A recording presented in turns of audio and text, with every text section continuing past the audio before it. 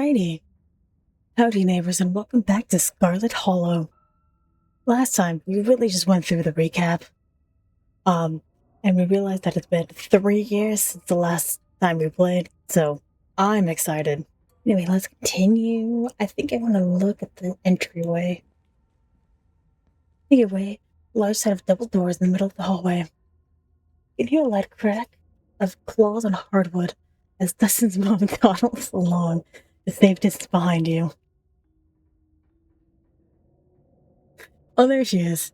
Hi, Dustin's mom. Some kind of entertainment room. You'd expect a fancy rich person who wants to show off. You would feel elegant if not for the massive crack that runs the entire length of the floor. Here's the mildew. See why Tabitha didn't want you to exploit these rooms. Large painting on the far wall of the room.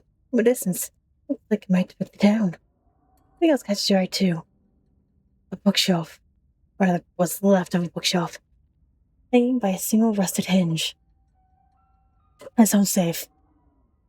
Second shelf reveal some sunless space beyond, once hidden, now exposed by the rot of the house. Dustin almost never come in here. All open space, too scary. The room behind a wall is a good hiding place. It's hide there sometimes. As he verses his wall behind the shelf, this stares the broken down bookshelf that already caught your eye. I'm going to look at the painting first. Sorry, Dustin. Painting highlights a number of old buildings and locales, many of which you've already visited.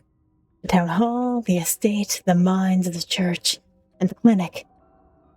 Still called a hospital at the time of the painting.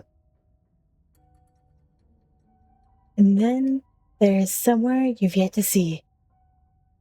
The historical Holloway/tar mine homesteads. A faded bronze plaque beneath it reads, in commemoration of Enoch Scarlet, head of Scarlet Hollow Landmark Revitalization Project. Let the past never be forgotten. Dustin, no get. No, me neither. Always making mark on old cloth. Doesn't know that cloth for eating. Hell yeah, Dustin's mom. Let's enter the hidden room. Just each step as you make your way across the room. Especially careful as you cross under the ruined section of the floor in front of the bookshelf. You hear Dustin's mom hurrying behind you. You go to the dark room now? Good. Big open space bed. Vulnerable to attack. Oh, I hate this room. This room sucks. How dare you, Dustin? Space is dark. It's just barely illuminated by the faint light trickling in through the myriad of cracks and holes in the walls. The wallpaper, a deep, exquisite red, with a blood-like glow in the dimness. Walls are lined with ornate display cabinets, some empty, some still possessing their antique treasures. Still between the cabinets, a single tall bookshelf remains standing, its occupants dusty, but mostly intact. But all these ornamental details, focus is drawn to an expressive-looking antique desk in the center of the room. Good place to take a nap. Most desks are. Let's go to the desk. Oh, my favorite, leaves. Let's do the top floor. Oh, there's a mat. That's good. Go top to bottom. Oh, it's a letter opener. Drawers mostly contains old-timey letter writing materials, complete with a fancy dagger-shaped letter opener, wax stamping kit. In Lazoon. It just means that it has that on there. With the initials ES. And I'll put notice a wax has been nibbled. You are fucking idiot. This stuff sticks to Dustin's teeth. It's good though. Beneath you find a pile of crumbling financial documents. Scrolled in neat cursive, in every spot that needs signature is the name Enoch Scarlet. Must be his desk. Meaning this must also be his study. The very bottom of the drawer, you're surprised to find a face you recognize, staring back at you. An antique photograph of a young man. With blonde hair, nearly white, against the dark sepia background. It's Teddy. He almost looks exactly the same as he did in your vision. Almost. His carefree look in his eyes that seemed to have faded by the time he found his way to the hospital bed. Enoch must have been lying to that doctor. The man that he spoke to wasn't Teddy. Why would there be a picture of him in Enoch's study? Close the door. Close the door.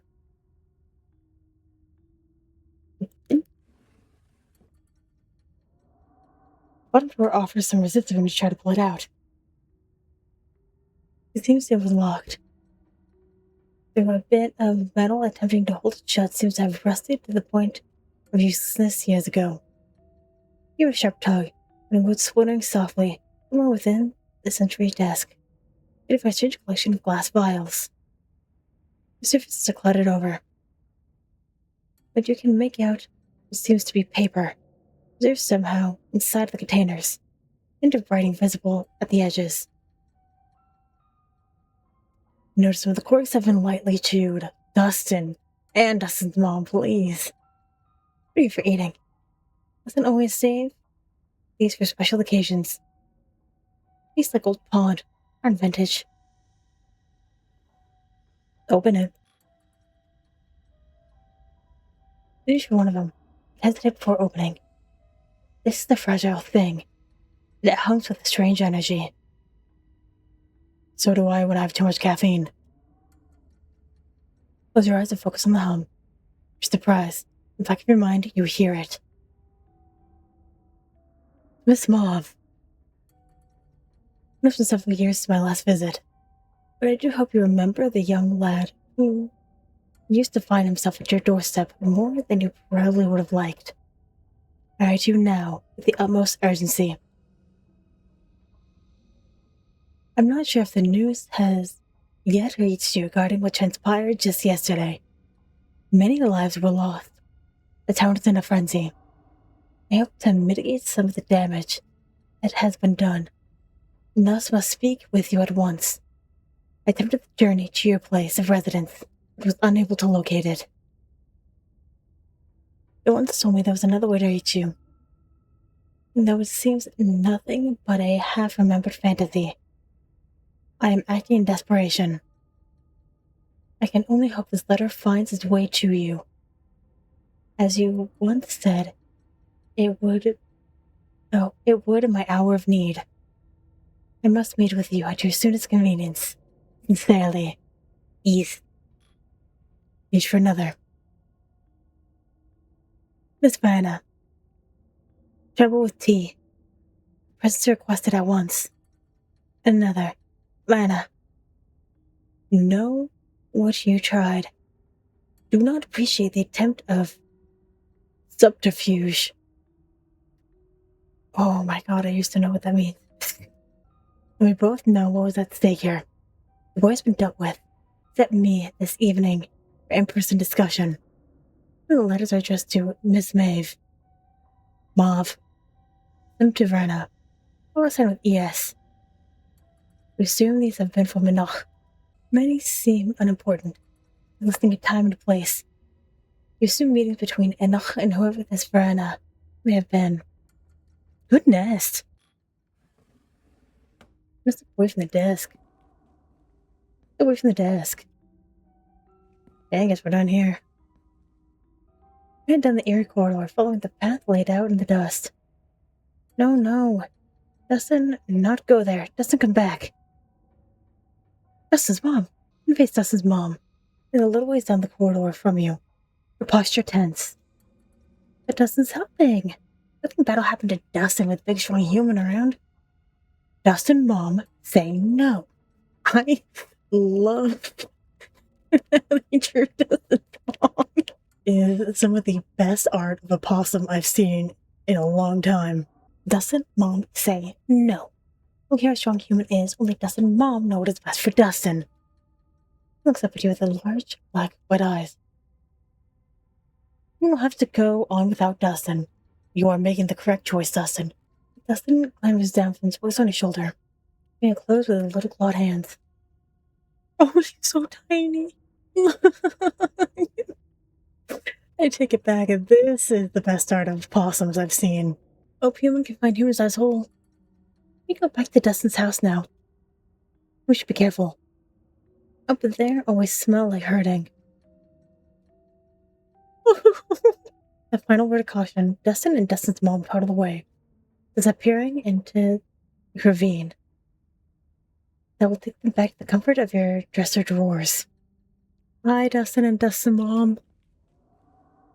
You're following the tracks left by what you assume to be your fellow humans. You have a flight of stairs that deflects on the third floor of the estate for the first time. Sweet Caroline. A footprints leading all the way down the hallway and into the front of the store. Walks from in front of the door, they slide out of the way with a bit of elbow grease, push past them into the room beyond. The room is quickly empty.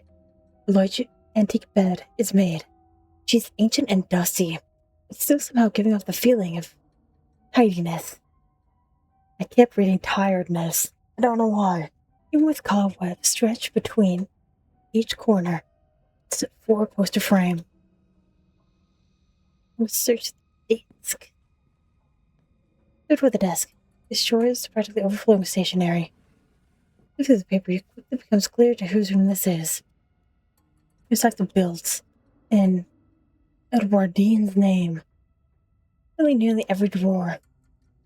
Even once you manage to get past the layers of envelopes and traveled paper, you had a permafrost of receipts. She was doing her best to be meticulous and hold on to any scrap of paper that might possibly be important. You just one of the drawers. That's entirely different. Reading cards. Letters. Letters. Oh my god. Small wrapped packages. Some open, some sealed, some crumpled into messy balls. It's your birthday, look here. And one of the cards. Page is taken up by a handwritten note. Tabby, I hope you're doing well. And it goes by right, I'll miss you. Oh, Perlane. Greets you to your best Christmas yet. I'm not sure what sort of doodads you're into these days. So this is a thing that that made me think of you. Made sure they were the best shells of the bunch. Not sure how rare any of them are, but they're awful pretty. They still got that beach smell. And make sure you put your ear up to them, too. Heard they were a thing, but it does come close. In case you think that makes you cheapskate, I made sure to send along a little cash, too. You get something a little nicer than glorified beach trash. Make sure you get Perlane. Take you to the nice toy store. Because that's where I'd take you if I was there. If you got the time, you got the beer, I'd hope to hear from you. Miss you so much, Tabby. I'm always thinking of you. You can come out and visit me anytime. I know you always wanted to see what it's like out east. Make sure to write out my address on the back of this card, in case you don't know how to get a hold of me. I'm missing you. Incredible, wonderful, amazing daughter. All my love, Dad. Oh, another foot closer at the top of the pile. Happy birthday, Tabby. 3 again. Yelled Dad. So, the big 2-0. How come every adult does that? I can't believe my daughter's such an adult. In my mind, you're still that bouncy little kid doing cartwheels in the front lawn, telling me about various sounds animals make, like you're the professor of animal noises. I have no idea if you read these, but I'll keep writing them. Even if sometimes it feels like I'm writing them to a ghost. When we haven't spoken in almost 15 years. You're a whole human being now. I have no idea what you're like. I like to think we'd get along, though. There's always my address on the back. Maybe we'll decide to come visit one of these days. Got a guest room. I'll set up, just in case. It's always ready for you, kid. I love you, and it with will. No matter who you turned out to be. Love, Dad. For years and years of these, but of drawers almost entirely unopened, envelopes dated from when Tabitha would be just a kid, all from him. Pocket a few of the cards. And now we're stealing. Here's the closet. Make your way to the closet. She was Edwardian and kept things neat and orderly as she could, considering the decaying state of the place. No, but noticed the dresses look strikingly like the style Tabitha wears. But imagine Perlane sifting through Edwardine's old trunks of clothes, recycling moth-eaten vintage dresses for her daughter, without buying anything new. The only thing here beside her clothes, a box full of shoes. Put it to one side. You pick it up. Child-size overalls. Striped shirts. Small pair of trousers with suspenders still attached. Those little sailor suits boys from the 50s would always wear. Oh, I hate it. When you pull out the last shirt, a note is revealed. Tucked away at the bottom of the box. Protective plastic sleeve. Filled in almost illegible handwriting. Written in some thick brown watering ink that's cracked with age. Mommy. I'm in here. June, I love you. That's trouble. The note somehow makes the tips of your fingers dirty, and it sits behind a layer of plastic. Drop back the box, and covering it with the clothes, to get back to the recessed forgotten closet where it belongs. What the hell? Finish with the tucked away room. Return to the hallway. I guess let's go to the middle room. Oh, this room's gonna be upsetting. This is clearly once a nursery. No child has been here for a long, long time. Yeah, I already don't want to. Check the bookshelf. The bookshelf is occupied by antique picture books, like Jane, books of nursery rhymes, editions of Grimm's fairy tales. The shelves are full of educational material, from children's encyclopedias to writing practice workbooks.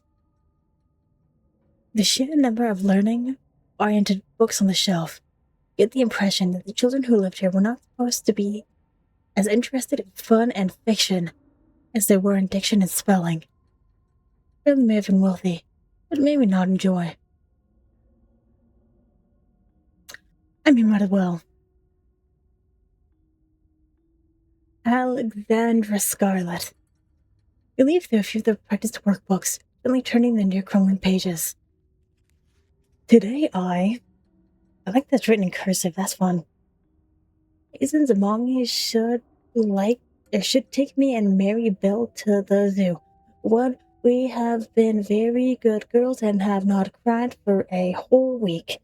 2, Mary Bell says elephants are so big and I would like to see one. 3, I think it would be very fun and mommy would have a good time. How come I read that easier than when things are spelled correctly? It's so rude. I sign with the carefully scrawled signature of Alexandra Scarlet. The rest of the book, your eyes unfocused. The many practice sentences and letter copying pages flash by. Near the back of the book, as you pause. In the section that starts with the prompt, Today I. Alexandra continues with, to act to the boy in the wall. I'm out. You were into the hall. Push the window. They push the window at the far end of the hall. As sure as the cliff. Hate that. Nothing below the window. Top of distant trees. The ground having crumbled away. Everything stopping you from plummeting to your death is a straining foundation that still somehow holds this place together. At least for now. You're following the trail of footprints in the furthest room down the hall. It was clearly meant to be hidden, but it was left open. Mm-mm. Mm-mm-mm-mm. Don't like it. Whatever that guy is winging, it's gonna pop out right here. I'll bet you money. Oh, strikingly empty, save for the rug and a few candelabras. The lack of dusty old boxes and rotting antiques mark it as distinct from the rest of the cluttered, forgotten spaces you've explored. It pains you to stand in this space. Emotions hang over you, strong, oppressive, and overwhelming thoughts that threaten to fill your lungs. You do not feel death here. Feel something worse. A deeper loss. One that's left a wound that refuses to scar. You cannot help but fixate on the carpet in the center of the room. The corners rumpled, as if it had recently been moved. Leave the carpet. Pull the carpet up, exposing a bare floor, revealing what lies beneath. I hate you all. No naming of sigils has been carved to the floor, 5 along the edges with 6 in the center. 1, 2, 3, 4, 5, 6, 7. Now, I'm not a math wizard, but this does not add up. Emanates a now uncomfortably familiar feeling. You feel your gaze forced to crawl over every intricate detail of the carving in front of you. Secrets wrapping around the staff give you flashes of the room beyond the morgue. The darkness that swept the house since it was uncovered. The fist and chain make you feel like you're back in the claustrophobic confines of the mind, surrounded by the angry hammering of its memories. The horns have the same nightmarish, dreamy feeling, the world constructed by the furious ghost of Charles Shaw Jr. They're new to you. The feelings they emit are less intense, and only vague interpretations of what they might be tied to. Golden fields. The gnawing of fresh souls, just slithering out from the womb, and desperate to be fed. A note that rings like bells in your head, following you not toward it but away from it, pushing you from its threshold into the darkness. The central symbol is strongest of all. It echoes out across the room, a vast ego claiming its dominance. Move on. You forward through the door at the far side of the room. You race into a short hallway. There are stairs here leading back to the lower floors, but there's another door. The jar has many locks of deadbolts along its edge, glimmering in the weak morning light. The door frame itself is gouged and splintered. Evidence of some desperate creature tried to save itself in the room beyond it, time and time again. Oh, well, we have no choice. Alright, well, enter. Step forward. I know this is a word, but I can't read. This was a prison cell. But this place reeks of neglected humanity. Walls are covered in scratches. Legible words fixed in with the nonsense of desperate clawing. The one window, that high in the far wall, is fitted with thick painted glass. The iron bars just beyond it. Wouldn't it be enough to hold the imprisoned? And up and notice the doll, where a closet sits watching you from the bed. An eyelid drooping. It has an extra layer of menace that was already deeply unsettling room. Been radiating from the walls howls through your mind. Whoever lived in here. Whatever lived here lived in constant torment. The edges of the walls are more than just evidence of suffering that went on here. Whatever was trapped in these walls was trying to send a message to you or anyone who might happen across it. Eyes are drawn to the massive, almost letters, dug deep into the bricks the cell's prisoner could manage, highlighted with whatever pigments were available. Almost looks like a word, though none of the lines meet up, causing you to constantly doubt whether they're letters at all or just lines that fool the eye into imagining shapes that aren't there. Your clenches with nausea as you run your eyes along the deep furrows in the wall. But whatever was in here wanted the words to be known. You do your best to store them away, and to burn the image of them into your mind, carved deep into the wall, bloody against the filthy brick. And then the final detail grabs you. Metallic lint and a filthy bare mattress. A doorknob. What you've been looking for. It left here for you.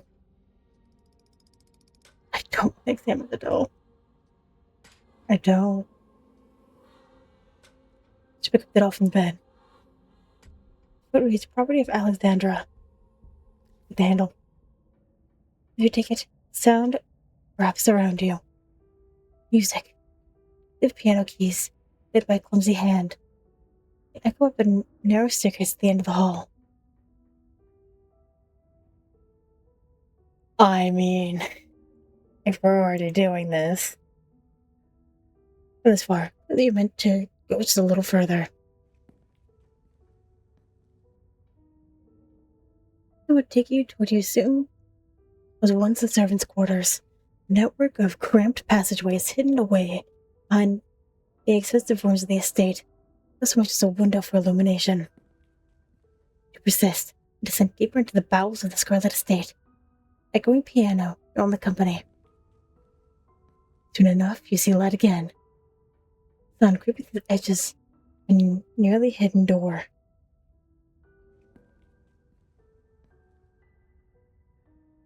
At the end of a long corridor, its high ceilings and tall windows are almost disorienting as you step out of the cramped, gloomy stairway. It echoes mournfully in the vast space, voice of wind adding a melancholic harmony that whips in from the overgrown courtyard outside. It's the locked door to the forbidden wing. It was just down the hall. You've yet to confront your guide. Get over here, Jagoff. The musician plays on as you move cautiously through the dark. The slope, now so dramatic it feels like walking downhill. Jagged remains of the floorboards jutting out like splintered trees. What up, Wayne? The long window suddenly stops as you reach an open doorway to what was once a music room. Wayne stands on the bench of a battered grand piano, turning to face you. So now you've seen it. He faces away down the floor toward you. Breeze passes by him, hearing with the smell from the wound. That is his body. I hope you enjoyed the show. That's just a few paces away, and it's just to understand the implications of everything you've seen. If you aren't careful, you put your faith in the wrong people. Things can go very, very wrong for you.